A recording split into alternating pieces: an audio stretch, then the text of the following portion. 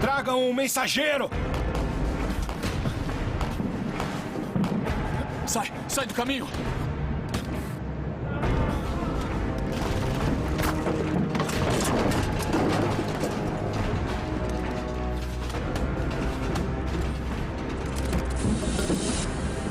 Gás! Máscaras de gás! Agora!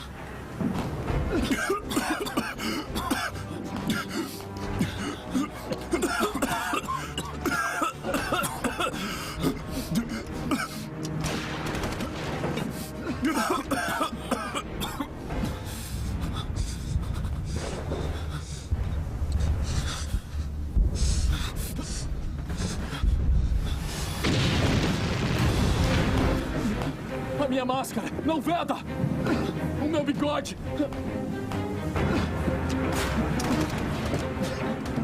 A minha máscara não veda! Meu bigode não deixa vedar!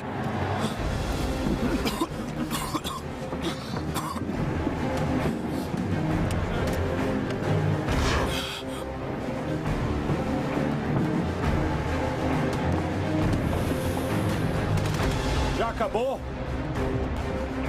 Está seguro? Já dissipou?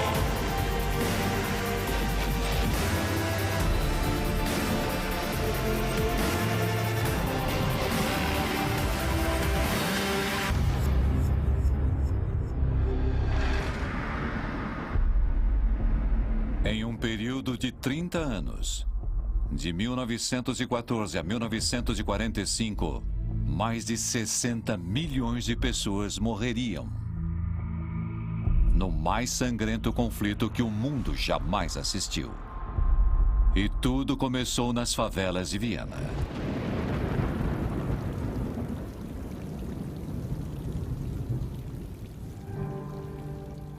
Aos 25 anos de idade, Adolf Hitler é um pobre e solitário aspirante a artista, lutando para sobreviver. Seus pais morreram, deixando-o totalmente só no mundo.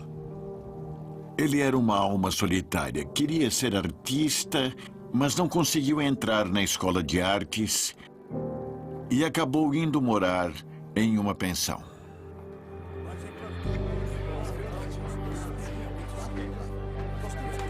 Sem meios de prover o próprio sustento, só conseguia algum dinheiro vendendo desenhos pela cidade. Por quase nada. Hitler não tinha um plano B quando foi rejeitado. Ele simplesmente não sabia o que fazer, então começou a vaguear.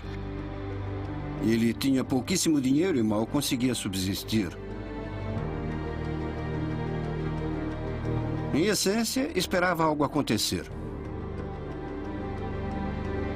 E logo, um evento fortuito a 720 quilômetros de distância mudaria tudo. Em 28 de junho de 1914, Franz Ferdinand, o arquiduque da Áustria em visita a Sarajevo, foi assassinado.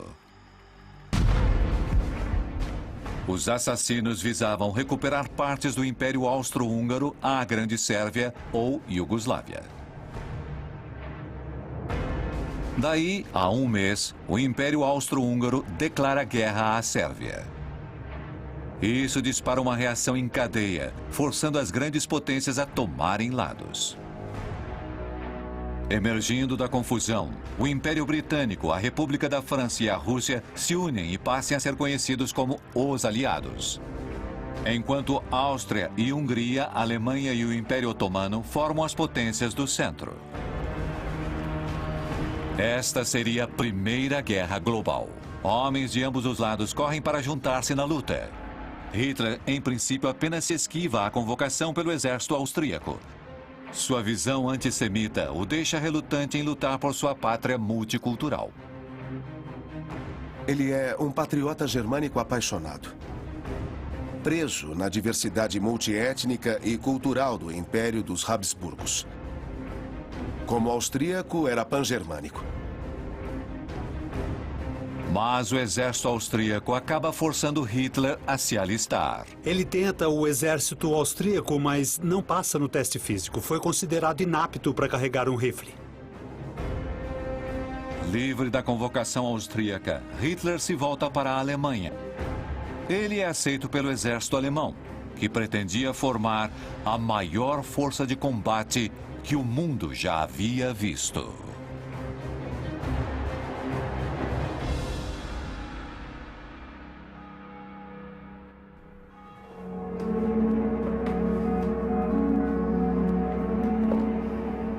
A Alemanha finalmente dá a Hitler o que ele sempre quis: um lugar a que pertencer. Integrar o exército alemão na Primeira Guerra Mundial foi algo que Hitler apreciou intensamente. Existia uma maré de patriotismo e Hitler é tragado por ela.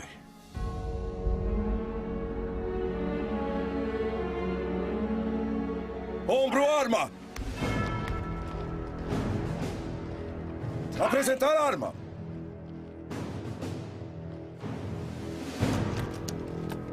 Durante o mês de agosto de 1914, Hitler é treinado como soldado no exército alemão. O exército alemão era considerado o melhor do mundo. Uma força considerável, bem equipado, bem treinado e muito bem liderado. Ser parte do exército alemão foi algo que Hitler amou profundamente.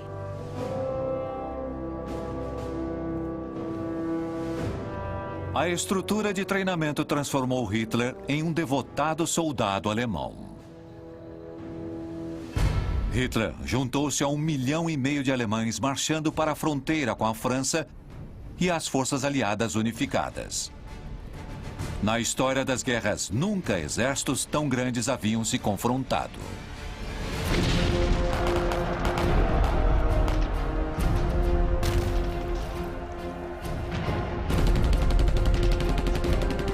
Ao se olhar para a Primeira Guerra Mundial, trata-se de metralhadoras e todo tipo de novas máquinas de matar. É o início do século XX, a era da tecnologia. Não se tratava mais de homens a cavalo. Essa foi uma guerra motorizada. O armamento avançado transforma o conflito em um massacre. 230 homens eram mortos a cada hora. Uma morte a cada 15 segundos. Eles descobriram que, mesmo cavando trincheiras rasas e usando metralhadoras, tropas pouco numerosas podiam deter grandes forças de ataque. Era importante impedir que os invasores passassem. Assim, as trincheiras surgiram e acabaram por se estender por todo o caminho até o Mar do Norte. De outubro a novembro de 1914, vimos a linha de trincheiras cruzando 700 quilômetros do Mar do Norte até a Suíça. As trincheiras somaram 40 mil quilômetros. O suficiente para dar a volta ao mundo. Logo depois da guerra começar, ambos os lados descobriram que podiam se entrincheirar e o outro lado não podia expulsá-los. Podiam fazer o inimigo recuar alguns quilômetros, mas apenas a um custo horrendo. Por causa disso, a guerra atolou nos lamaçais do norte da França.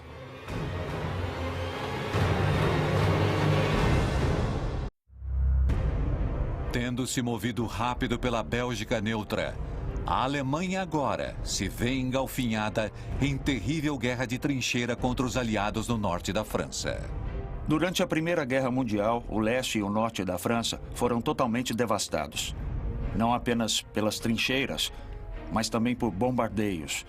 Dúzias de cidades e aldeias francesas deixaram de existir, foram totalmente destruídas.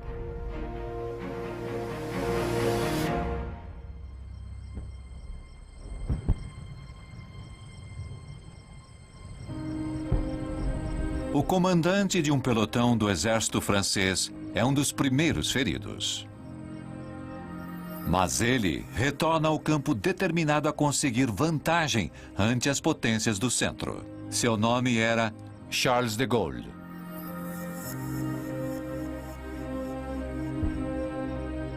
De Gaulle, pessoalmente, era uma pessoa muito arrogante. Ele preferiu a carreira militar porque acreditava na aventura. Ele acreditava nas campanhas de Napoleão. De Gaulle, filho de aristocratas e intelectuais, tinha um espírito patriótico. Primeiramente, ele se notabiliza por sondar o campo de batalha, entrando em território inimigo para espionar os alemães.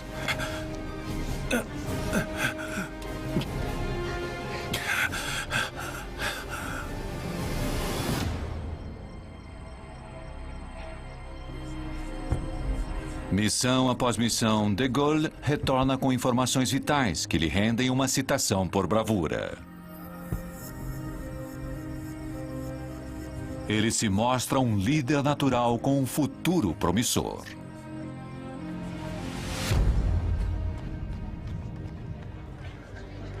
Em Londres, outro jovem militar está convencido que pode quebrar o impasse no norte da França. Ele chega até o barman e diz, olha, eu gostaria muito Nascido em uma das mais ricas famílias da Inglaterra, ele galga degraus na carreira com velocidade incomum. Ele se torna o primeiro Lorde do Almirantado Britânico. Seu nome era Winston Churchill. Churchill tinha enorme autoconfiança. E é fácil ver por que era assim. Ele era filho de Lord Randolph Churchill, um político brilhante.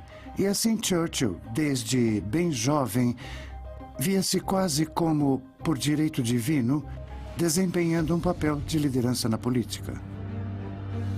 Churchill elabora um plano ousado que certamente mudaria a sorte dos aliados. Em 1914, Winston Churchill era o garoto prodígio da política britânica. Todos concordavam que ele era um gênio, inclusive ele mesmo. Ele tinha uma enorme vantagem. Era o único no governo que entendeu a guerra. E se nós enviássemos a frota ao sul, pelo Mar Negro? Suprir os russos? Sim, exatamente. Não há como. É claro que há. Por Galípoli. Galípoli? Não. Essa é a nossa entrada. Com o devido respeito, estamos aqui para prover informações. E é isso que nós estamos fazendo. Muitos com quem Churchill trabalhava o achavam contraditório, independente e destemido. Era tido como alguém a se observar. Seus amigos diziam para observá-lo por ser ele tão talentoso e seus inimigos diziam para observá-lo por ser ele perigoso. A península de Galípoli era muito bem vigiada pelas potências do centro. O plano de Churchill era atravessar o apertado estreito e tomar Constantinopla, avançando até a Rússia. Assim, os aliados poderiam suprir as tropas russas e fortalecer o fronte leste. Sendo bem sucedido, os aliados poderiam inverter a maré da guerra e esmagar as potências do centro.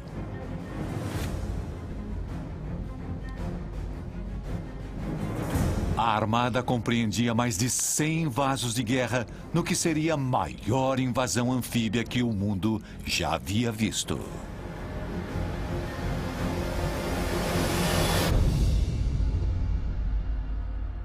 Em Londres, Churchill aguardava notícias de sua frota de ataque.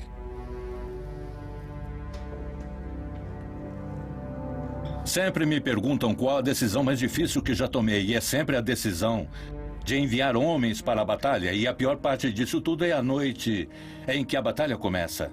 Porque você sabe, você só espera por algo, e sabe disso. E em poucas horas, você começa a receber chamados do campo de batalha, de seus comandantes no campo, que vão te dizer quantos jovens soldados já morreram.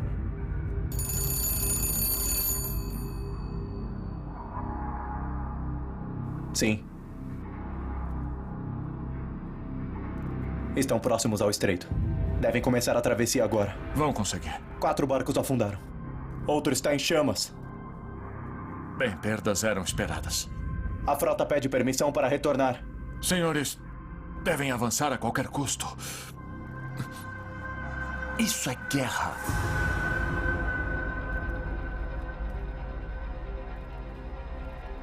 Horrorizados, na noite desse primeiro dia, os generais e almirantes descobriram que, em vez do ataque quase sem baixas que sonhavam para acabar com a matança no front ocidental, as tropas se defrontaram com uma barragem de fogo de metralhadoras e artilharia. As baixas foram pavorosas. Logo, o mar se tornou vermelho de tanto sangue. As perdas dos aliados incluíam ainda Austrália, Nova Zelândia, França, Índia e Inglaterra, que foram imensas. No total, 56 mil homens morreram e mais de 130 mil foram dados como feridos ou desaparecidos. As notícias das terríveis baixas foram um tremendo choque para todos, especialmente na Austrália e Nova Zelândia. Nunca houve nada parecido em termos de baixas como o que aconteceu em 1915 em Galípoli.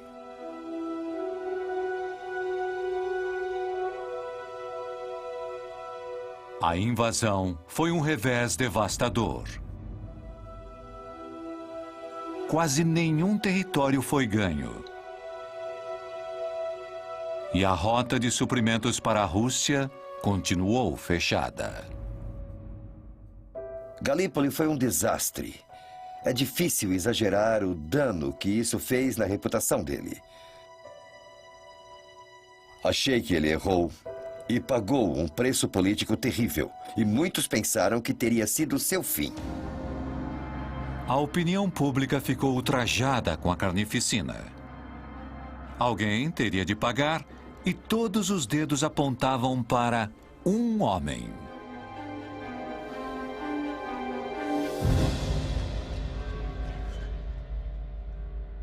Agora acabou. O plano era sólido. Como disse? O plano era sólido. Só o que precisávamos era ter continuado Receio em frente. que seus serviços como primeiro lorde do almirantado não sejam mais necessários. Espero por sua carta de renúncia ao amanhecer.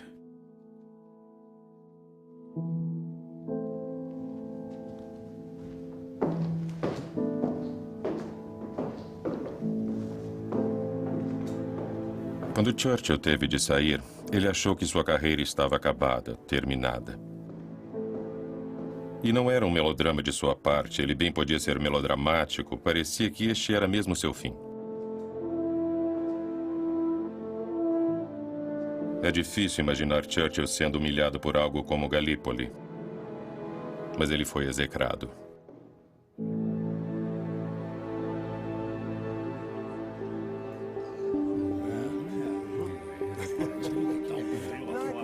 Derrotado e humilhado. A carreira de Churchill estava arruinada. Foi-lhe oferecido um emprego de escriturário que ele recusou. Ele sabia que para ser redimido, precisaria de um novo caminho.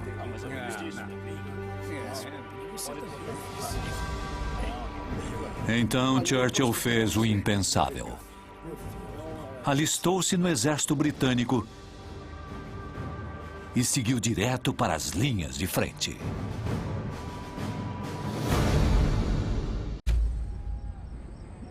Marcoing, França. Entre os soldados alemães estacionados nas trincheiras do fronte ocidental está Adolf Hitler. Mesmo depois de meses na linha de frente, sua visão política extremista e aberto racismo o tornam um proscrito entre os homens. Hitler era visto pelos outros soldados como um perdido, alguém um tanto peculiar e excêntrico, alguém fechado. Mas o que faltava em popularidade a Hitler, ele transformava em ambição cega. Mexam-se! O comandante quer que isso seja entregue no 3º Batalhão. Agora! Sim, senhor. O papel de Hitler como mensageiro era considerado como talvez um dos mais perigosos na guerra de trincheiras. Correndo de trincheira a trincheira, ficando exposto ao fogo do inimigo, a taxa de mortalidade entre os mensageiros era bastante significativa. Retirada!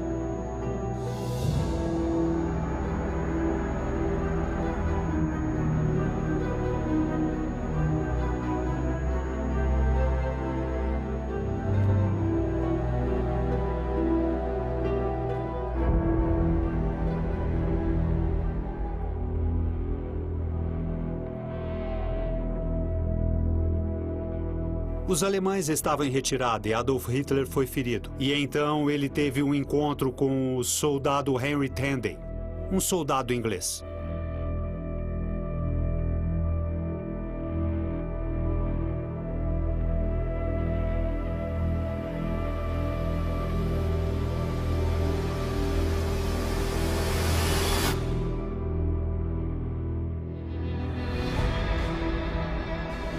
Tanden tinha Adolf Hitler em sua mira.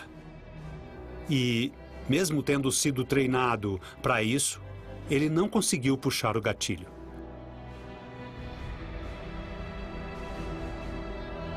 Se Tanden tivesse puxado o gatilho, Adolf Hitler teria morrido no campo de batalha na Primeira Guerra Mundial. E todo o curso da história humana teria mudado. Com a vida poupada, Hitler começa a acreditar que está destinado à grandeza.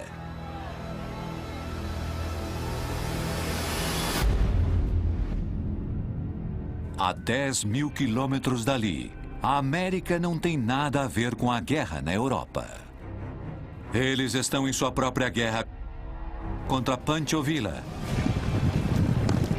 Villa é um general da Guerra Revolucionária do México. Ele realiza ataques ao longo da fronteira sul da América. Os Estados Unidos acabam de anunciar seu apoio ao presidente mexicano inimigo de Villa.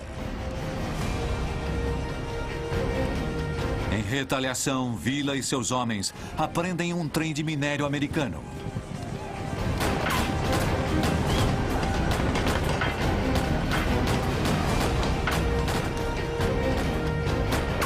"16 civis americanos morrem no ataque, fazendo com que o exército americano entre em ação. Quase 5 mil soldados americanos cruzam a fronteira com o México para capturar Villa. Mas combater uma força de guerrilha com um exército tradicional é quase impossível.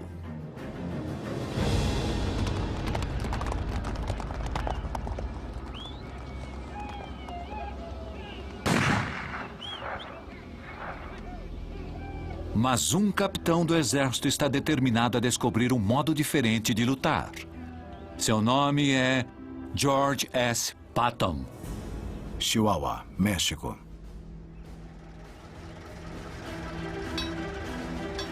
Os ancestrais de Patton lutaram na Guerra Revolucionária e na Guerra Civil. Ele cresceu desejando se tornar um herói militar. Ele tinha a reputação de ser esperto, duro e implacável. E tinha outra característica essencial na liderança militar. Ele entendia o poder da tecnologia e não queria lutar com cavalaria e cavalos. Ele buscava novas tecnologias que mudassem a natureza dos campos de batalha. E o carro era algo bem novo. Bastaria fixar uma metralhadora num carro e se obteria um instrumento de guerra. Patton não sabia que estava predestinado a revolucionar a guerra.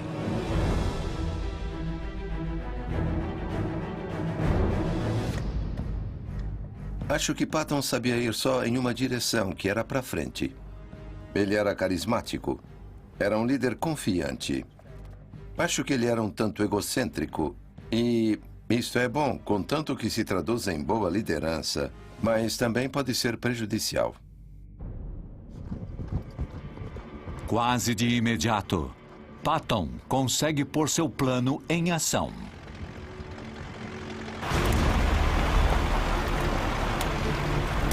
Ele lança um ataque surpresa contra o acampamento de Villa. Mais rápido! Estão escapando! Corre!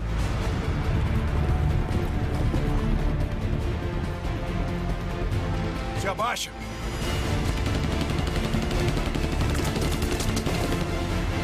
Vai, acelera!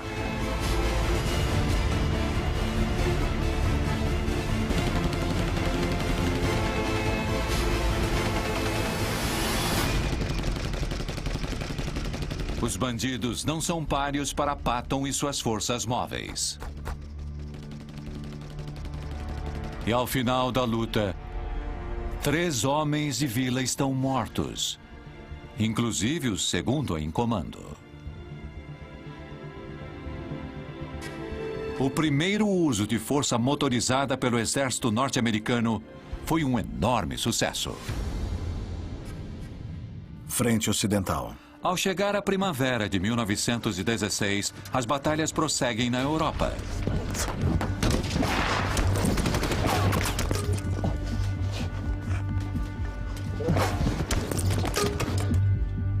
A Primeira Guerra Mundial foi uma das piores e mais sangrentas carnificinas dos tempos modernos. Essa matança é simplesmente incompreensível agora. Sabe, é impossível entender por que os generais acreditavam que a conquista de algumas centenas de metros valia o sacrifício de milhares de vidas.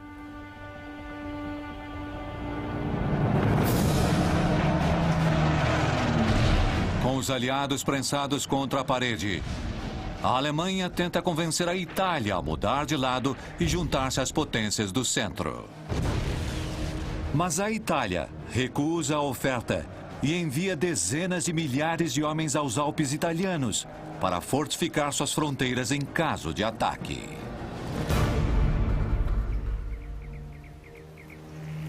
Dentre estes está um atirador de elite, chamado Benito Mussolini. Antes da guerra, Mussolini era um ativista anti-guerra, jornalista e franco-pacifista. Mas depois de 2 anos na linha de frente, seu antigo socialismo torna-se um nacionalismo radical. E agora, ele se dispõe a fazer todo o necessário para defender sua pátria. O tempo que passou defendendo as fronteiras italianas deixa Mussolini com sede de recuperar a Itália. Mussolini se torna uma pessoa muito diferente da que era antes da guerra. Toda sua atitude relativa à nação e seu papel mudam. Ele desenvolve um sentido hipernacionalista, seu verdadeiro orgulho é seu país. Os horrores da guerra transformam Mussolini em um matador habilidoso. Algo que levará consigo de volta a Roma.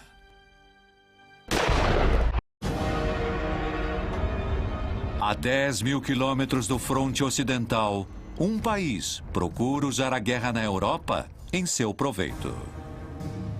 Kyoto, no Japão. Por 50 anos, o Japão buscava modernizar sua cultura ancestral e ganhar respeito no cenário mundial. O país gastava a ampla maioria de seus recursos reforçando seu poderio militar. Substituir a tradição samurai por um exército moderno acabou se mostrando ser o teste final.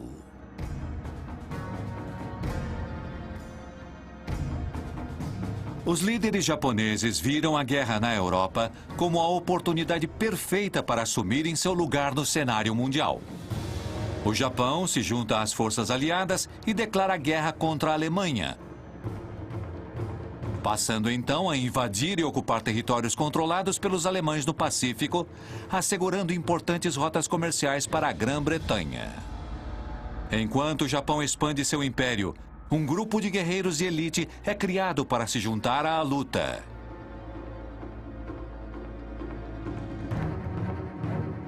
Entre eles está um jovem recruta descendente de samurais.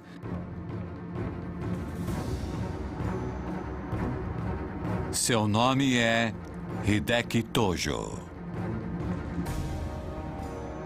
Tojo era muito sério, ambicioso, trabalhava duro e ele também esperava seguir carreira no serviço militar. Ele pessoalmente era muito ambicioso em obter sucesso em sua profissão. De muitos modos, acho que seu futuro era muito promissor desde o início. Por 4 meses, Tojo suportará um dos mais brutais e fisicamente exigentes regimes de treinamento no mundo. Vocês são todos fracos, indignos de servir o imperador. Você é o que chamam de navalha. A experiência fortalece Tojo para a batalha e solidifica sua lealdade inabalável ao imperador. Enquanto o Japão flexiona seu poderio militar, na Bélgica o exército britânico se entrincheira, lutando para sobreviver. Desde o início da guerra, quase 400 mil soldados britânicos já haviam morrido apenas para serem substituídos por novos contingentes. Entre os novos recrutas, está um homem lutando para superar a maior falha de sua vida. O comandante de batalhão Winston Churchill. Churchill se responsabilizou por tudo o que fez na vida. Ele nunca se omitiu. Ele foi abatido, humilhado por Galípoli e tinha de fazer algo. Por isso, pegou em armas e partiu como voluntário para as trincheiras. Foi algo muito perigoso que fez. Depressa! Vai!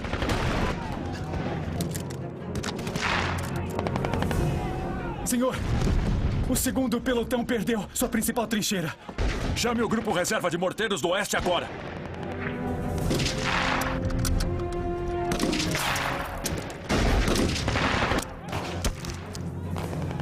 Para Churchill, a experiência foi marcante.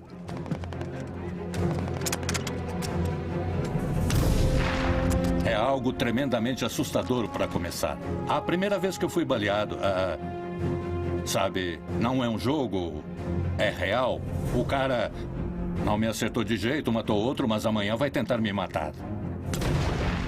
Como se diz entre os militares, isso abre seus olhos.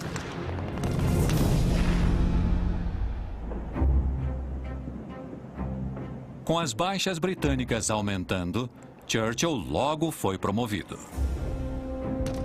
E ele descobre que tem o necessário para liderar homens em batalhas.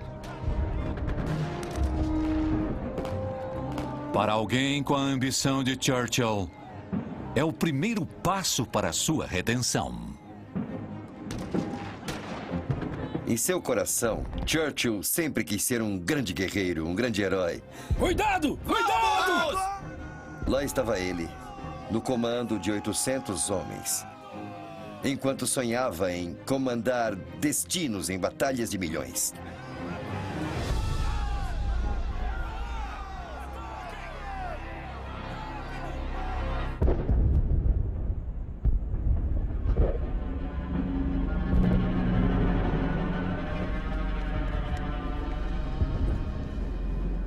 A luta parecia não ter fim. Correio!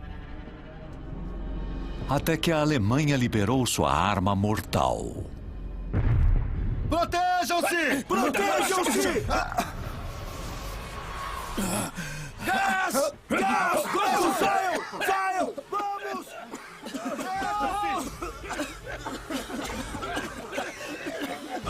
Põe as máscaras! Põe as máscaras! Põe as máscaras!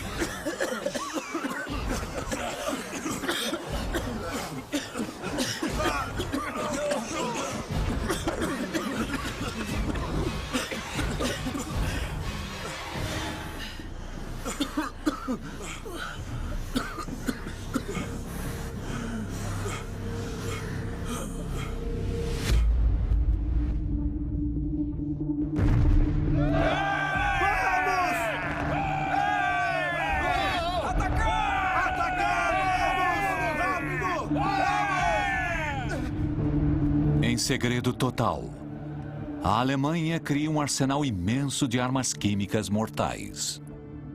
Rapidamente começam a bombardear os canadenses e demais aliados com gases mortais, como o cloro e o fosgênio.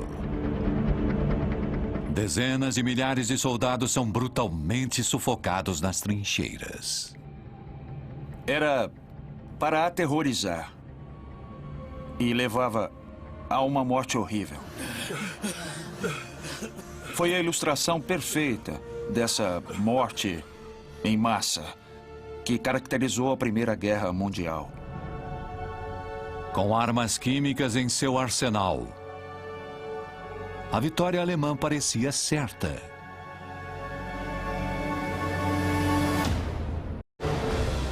Inglaterra e França se desesperavam para mudar o curso da guerra. E assim, olharam para o único país que poderia finalmente pender a balança a seu favor: os Estados Unidos. Até então, o presidente Woodrow Wilson tinha mantido a América fora da guerra. Wilson reconhecia que o povo americano não queria se envolver nessa guerra, especialmente por ser uma guerra distante envolvendo povos e causas que nada tinham a ver conosco. Francamente, o povo americano não se via mesmo em risco eminente. Mas com as hostilidades aumentando, Senhor presidente. Uma solução pacífica parecia cada vez mais distante. Como está, senhor presidente? E os conselheiros e Wilson o incitam a preparar as forças militares. Nossas forças, porque em caso de possível ataque, teremos que nos defender. Dentre estes, destaca-se o secretário assistente da Marinha com 35 anos de idade, Franklin Delano Roosevelt. Senhor presidente, recomendo a imediata alocação de mais fundos para nossa Marinha, se quisermos nos manter em prontidão militar. Wilson se encontrava cada vez mais perto da guerra.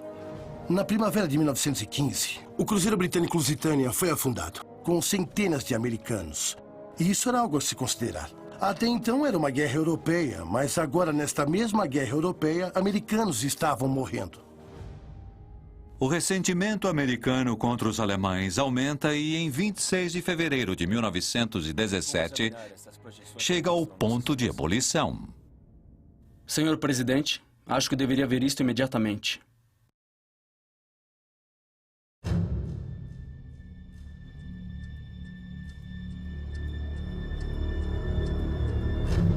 Os Estados Unidos interceptam um telegrama secreto dos alemães para o governo mexicano com uma proposta chocante.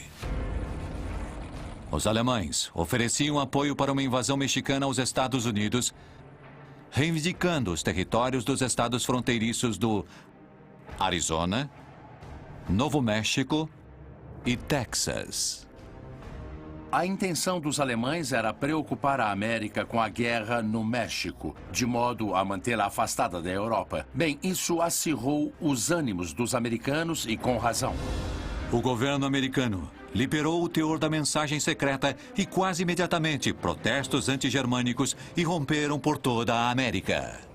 O telegrama Zimmermann foi uma das coisas mais idiotas que o governo alemão fez. O Texas não se importava com a guerra na Europa, mas agora, de repente, os alemães tentavam devolver o Texas para o México. Chega de alemães. Eles precisavam aprender a lição. O presidente Wilson assina a declaração de guerra em abril de 1917. O plano alemão de manter a América fora da guerra surtiu efeito contrário. O povo americano finalmente estava preparado para a guerra, mas não os militares. Os Estados Unidos tinham um exército com apenas 100 mil homens em armas, enquanto que a Alemanha tinha 4,5 milhões. Os Estados Unidos correm para reforçar seus contingentes, enquanto os poucos com experiência de combate são enviados à França, onde alguns seriam treinados por um promissor jovem capitão. Temos que ficar de olho, sim. Realmente é muito difícil. George S. Patton recebe um enorme desafio: comandar um batalhão de americanos usando a última inovação militar.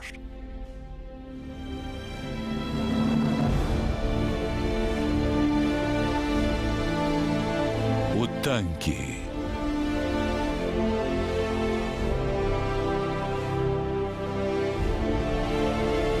Alguns generais americanos resistiram muito ao tanque porque não queriam se livrar dos cavalos. George Patton entendeu o poder da nova tecnologia da guerra com exército móvel e investiu muito nisso.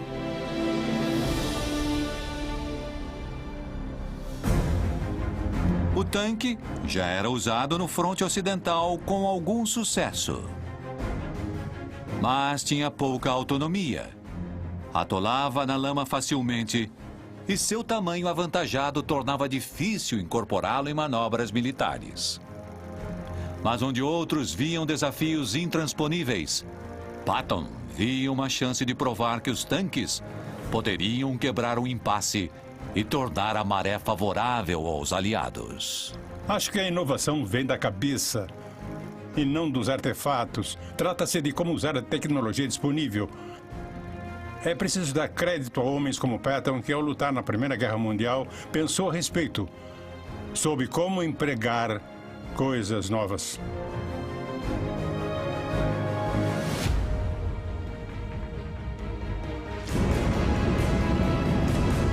Patton sabia que a aposta era alta. Mas com seu batalhão de tanque, ele estava determinado a vencer a guerra ou morrer tentando.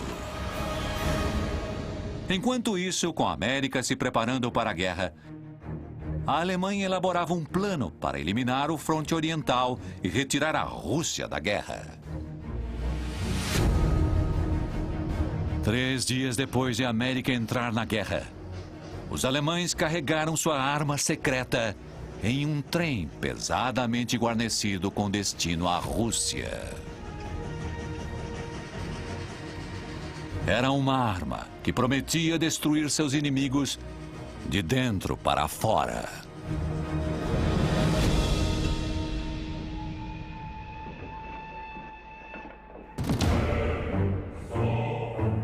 Essa arma era Vladimir Lenin. O líder dos revolucionários comunistas da Rússia. Com deserções em massa no fronte leste e levantes civis em casa, Lenin acredita que poderá finalmente derrubar o governo russo. Havia 10 anos que Lenin estava exilado na Suíça, até que os alemães o fizeram retornar à sua casa em um trem com $10 milhões para iniciar sua revolução. Os alemães resolveram assumir essa enorme aposta, levando Lenin de volta para a Rússia para iniciar uma revolução que retiraria a Rússia da guerra. Foi uma das mais radicais jogadas que poderiam fazer. Ao chegar a Moscou, Lenin é saudado por um de seus maiores revolucionários comunistas. Por 6 vezes foi exilado na Sibéria e por 6 vezes conseguiu escapar. Seu nome, Joseph Stalin. Camarada? Camarada? Vem, vou mostrar seu escritório. Reunidos, Stalin apoia Lenin enquanto este planeja sua rebelião armada, conforme os alemães desejavam. Pelos meses seguintes, Lenin e Stalin recrutam uma enorme milícia de trabalhadores. Usando os $10 milhões do governo alemão, sem alarde vão juntando um estoque de armas até ficarem prontos para agir. Estou preparado para tomar as estações de trem e as comunicações telefônicas. E a guarda do palácio? Muitas de nossas fontes confirmam que são simpáticos à nossa causa. Nosso sincronismo tem que ser perfeito.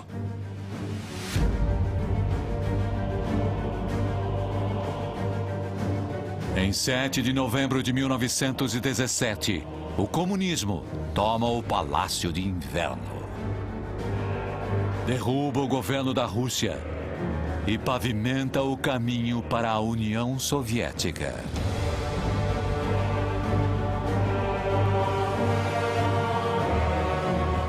Isso é só o começo, camarada.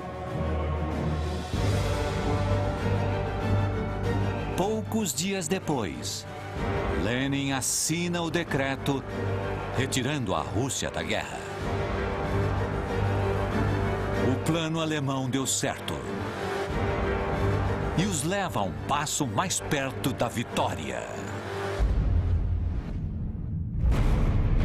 No próximo Guerras Mundiais, a América entra na luta. Mexam-se, mexam-se, mexam-se, mexam-se! Com os aliados firmes ao longo do fronte ocidental. Disparar! Uma nova arma de destruição é introduzida no campo de batalha e um soldado destemido arrisca-se a tudo para retornar à luta. E mesmo quando a paz está ao alcance, novas rivalidades começam. Estamos em guerra desde que erguemos a bandeira de nossa revolução. E novas rebeliões nascem. Já chega! A revolução começou!